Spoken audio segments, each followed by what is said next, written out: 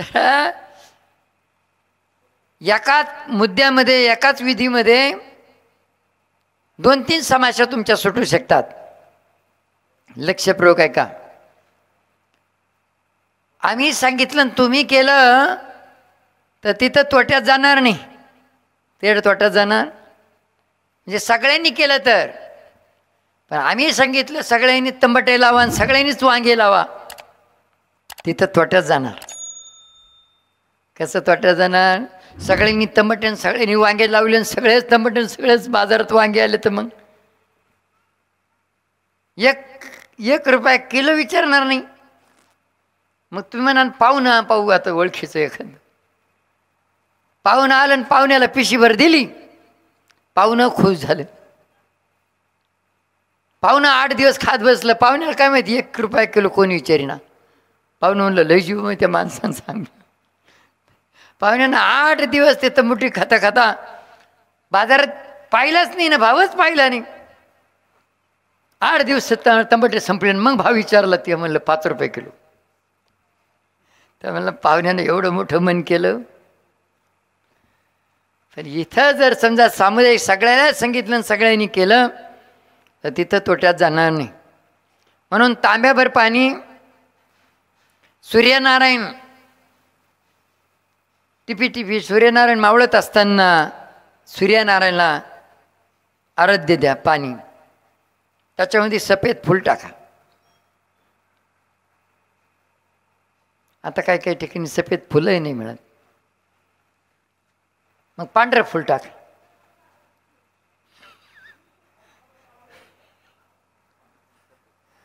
तुम्ही म्हणा पांढरं सफेद.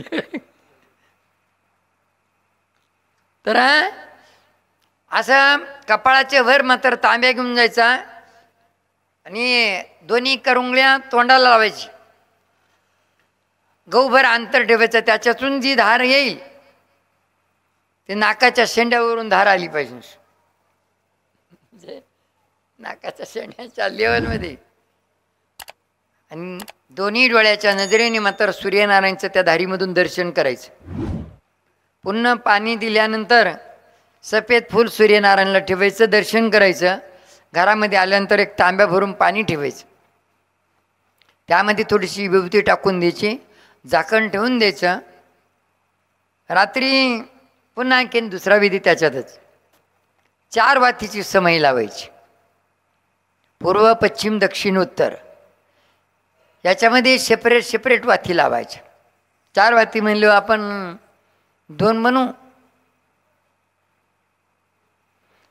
अधिकची फुली म्हणजे एक मांजरानं नेली तर ती दुसरी जाय म्हणजे 2च राय, आणि दुसरी मांजरानं नेली मग समय हिजून जाय.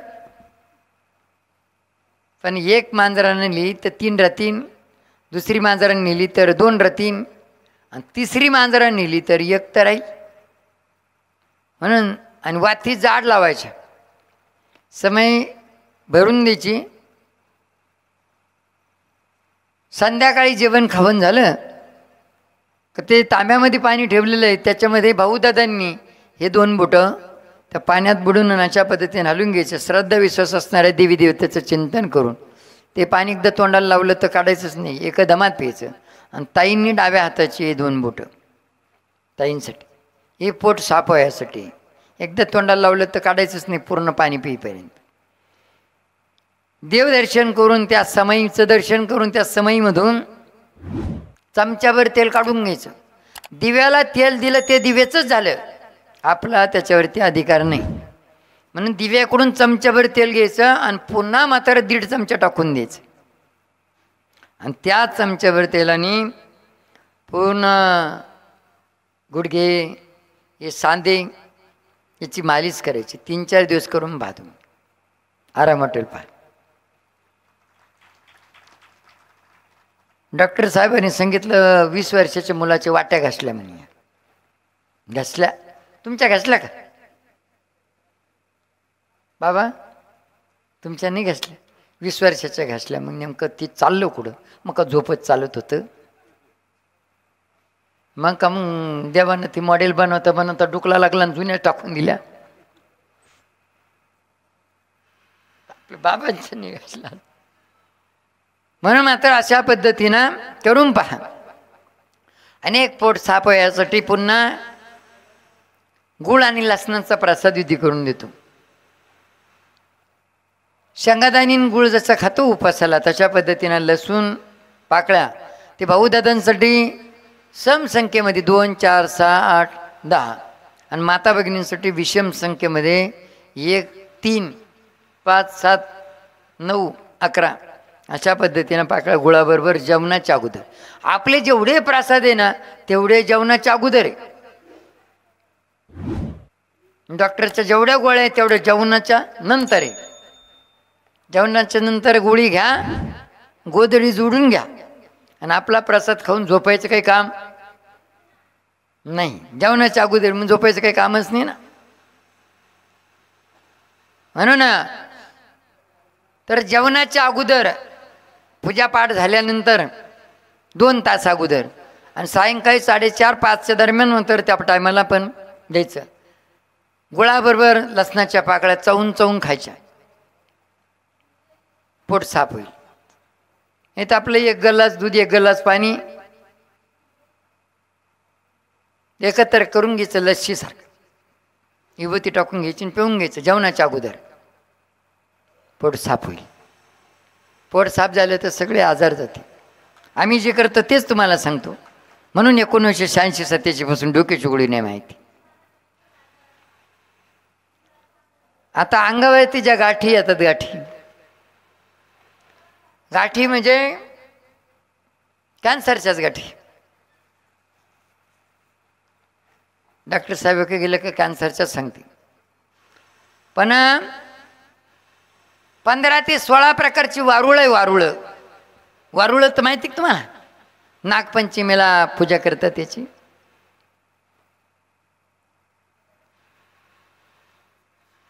आमचा जन्मच नागपंचमीचा आहे म्हणून आम्हाला वारुळ माहिती. आईने सांगितलं तर मी नागपंचमीला वारुळाची पूजा करून आली आणि मग सोमनाथचा जन्म झाला. म्हणून 15-16 प्रकारचे वारुळ आहे. जशा शरीरावरती गाठी असतील ना तर कुठल्या तरी वारुळापाशी आपण थुकलो असेल किंवा चालता चालता बांधावरून जात असताना वारुळाला लाथ लागली असेल किंवा कळत नकळत मात्र वारुळाच्या परिसरामध्ये लॅटिंगला लघवीला बसला असेल तिथून पण मात्र हे घडतं. शिरपूरच्या आमचं एक पेशंट आलं होतं आपल्याकडे, ताई आल्या होत्या. आता त्या ताईंना डॉक्टरनं कॅन्सरचा आजार सांगितला गाठीमुळं. एकुलता एक मुलगा होता. ताईंना सांगितलं का ताईचे कपडे आणि जेवणाचे भांडे बाजूला काढून द्या, नाही ते पुऱ्या परिवाराला होईल कॅन्सर. परंतु एकुलते एक मुलगा तो म्हणला माझ्या आईने माझ्यासाठी काय केलं ना ही जाणीव आहे. आजही प्रत्येकाला जाणीव आहे, पण काय काय विसरून जाते.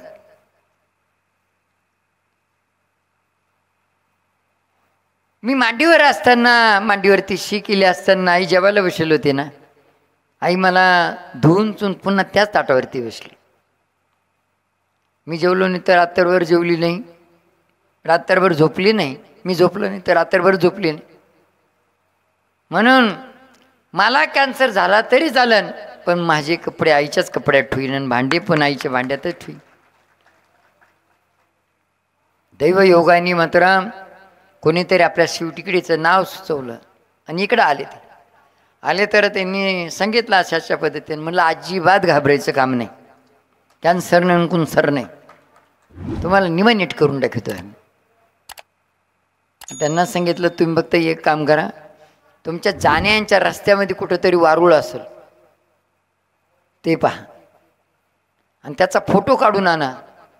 मग आता आजूबाजूच्या परिसरात वारुळ काय नाही बा, 2-3 दिवस पाहिलं नाही. मग ते त्यांना म्हणलं शेतात जाताना कुठंतरी वारुळ असेल पहा. मग एक मेन रोडनं जात होते, म्हणजे डांबरीकरांना जात होते आणि रोडच्या खाली उतरून पांदी ना म्हणजे बांधानं जात होते. बांधानं जात असताना त्या बांधावरती वारुळ होतं. ज्या बांधानं जातात त्या बांधावरती वारुळ होतं. बरोबर त्याचा फोटो काढून आणला.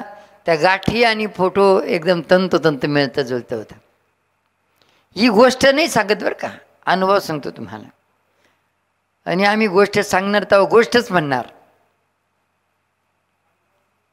हे कीर्तन नाही, प्रवचन नाही, तिथं गोष्टी चालत्या, इथं अनुभव आहे. म्हणून त्यांना पंचमीचे उपास करायला सांगितले. अमावस्येच्या नंतरची पंचमी, पौर्णिमाच्या नंतरची पंचमी. ज्वारीच्या लाह्या आणि दूध एकत्र करून पाणी घेऊन जायला सांगितलं. हळद कुंकू वगैरे घेऊन जायला सांगितली. त्या वारुळाला पाण्याची अशी धार मारून सकाळी जर गेले तर वारुळाच्या पश्चिमेकडून पूर्वेकडं सूर्यनारायण, मध्ये वारुळ, अशा पद्धतीनं धार मारायची. इकडून वारुळाची पूजा झाली पाहिजे ना, सूर्यनारायणचं पण दर्शन झालं पाहिजे. ती धार मारायची आणि ते दूध आणि लाह्यांचा प्रसाद मात्र त्या वारुळाच्या शिद्रांमध्ये टाकायचा. आणि कळत नकळत थोडीशी ओल्ली झालेली ती माती त्या गाठींवरती मात्र अशा पद्धतीनं लावायची. सायंकाळी पूजा केली की वारुळाच्या पूर्वेकडून पश्चिमेकडे तोंड करून, जेणेकरून वारुळ आणि सूर्यनारायण या पद्धतीनं अमावस्येच्या नंतरची पंचमी झाली, पौर्णिमाच्या नंतरची पंचमी झाली आणि पुन्हा अमावस्येच्या नंतरच्या पंचमीला तर गाठी गेल्या. त्या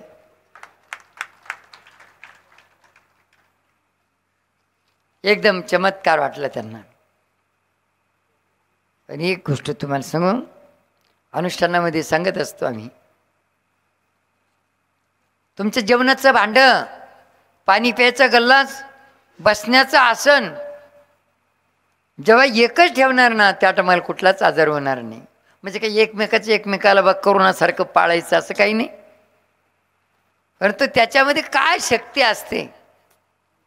एकच आसन, एकच पाणी प्यायचं गल्लास, तांब्या, वाटी लोटी एकच, एकाच आसनावरती बसणं, त्याच्यामध्ये वेगळीच एक शक्ती असते. हे आपल्याला नाही कळणार. पण जेव्हा आजार लागतो मोठा ना, मग डॉक्टर सांगतो भांडं कपडं सगळं बाजूला काढा. पण अगोदरच जर आपण तेच वापरत राहिलो तर तेच कुठलाच आजार होणार नाही. आमचं एवढं जर्मलचं भांडं, एवढं जर्मलचं स्टीलचं नाही, जर्मलचं खवचं, साधनेच्या अगोदरचं. आम्ही अनुभव घेतला म्हणून तुम्हाला म्हणून मात्र याच्याकरता गाठी गुठीचा कुठलाही आजार असू द्या, बेहेचं काही काम नाही. ते फक्त पहा, चुकून सुद्धा मात्र वारुळाचा अपमान होता कामा नये, हे मात्र जपायचं. त्यानंतर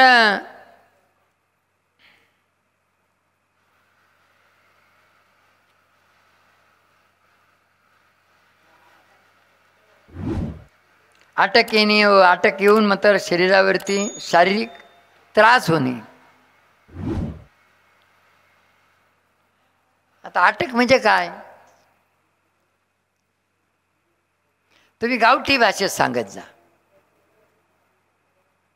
एवढं 12वी नापासून मराठीला 35 पडेल, इंग्रजीचा ख म्हणता फै नाही, इंग्रजी कळणार काय आम्हाला. अटॅकन थायरॉइड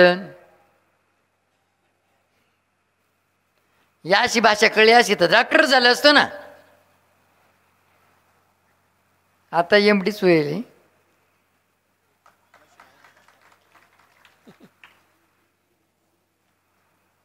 तो एक झटका, याच्यात काहीतरी अटक बिटक म्हणजे काही रक्त स्रावाचा काहीतरी प्रकार असू शकतो. रक्त सुरळीत होत नाही बस, न चकप बिकप झाली व हृदयाचं रक्तस्राव व्यवस्थित, झटका आला व अचानक एखादी गोष्ट कळली तुम्हाला धक्कादायक. जसं काही काहीला मात्र कोणाला ज्याला मात्र एक मागं नाही तर झालं होतं म्हणे, कांद्याला लय भाव होते तवा, कांद्याला लय भाव होते तवा. त्यानं जेव्हा पैशाचा ढिगड पाहिला तर ते गेलं ना. पैशाचा ढिगडे पडलो जागेवर गेलं ना. कोणाला ह्या गोष्टी सहन होत नाही. शरीराला दुःखही सहन होत नाही आणि हास्य म्हणजे आनंदही सहन होत नाही. परत ह्या गोष्टी मात्र सहन करण्याची क्षमता मात्र आपल्यामध्ये पाहिजे. काय की एकदम कमकुवत काळजाचे असतात, त्यांना ह्या गोष्टी सहन होत नाही. काही त्या गोष्टीमध्ये जर समजा वेगळीच आणखी काही गोष्ट घडली तर त्याच्यामध्ये झटका येऊ शकतो. म्हणून मात्र त्याच्याकरता पण जर समजा याच्यामध्ये तुम्ही जास्तीत जास्त मात्र जर हसत राहिले आणि नाचत राहिले ना, अटक कधी येणार नाही. म्हणून आम्ही नाचायला